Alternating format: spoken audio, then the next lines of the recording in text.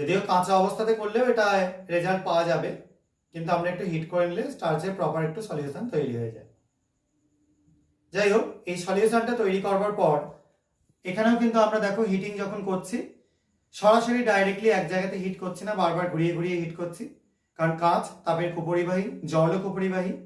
এক জায়গায় হিট করলে কিন্তু জিনিসটা হঠাৎ করে চলকে বেরিয়ে এসে হাতে পড়লে হাত পুড়ে যেতে পারে। দেখো আমরা মোটামুটি স্টার্চের সলিউশনটা তৈরি করে ফেলেছি। এবার এই সলিউশনটার মধ্যে আমরা যোগ করব আয়োডিন সলিউশন KI3। সেটা যোগ করলে দেখো কি কালার দাঁড়ায়, দেখতে পাচ্ছ সবাই, নীল বর্ণ ধারণ করছে।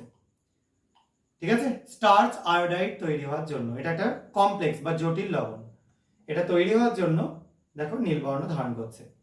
সবাই নিশ্চয়ই কালারটা দেখে বুঝতে পারছো, খুব ডিপ নীল একটা কালার চলে আসছে। এবং যদি আমরা একটু সামান্য হিট করি দেখো কি জিনিসটা দাঁড়ায়।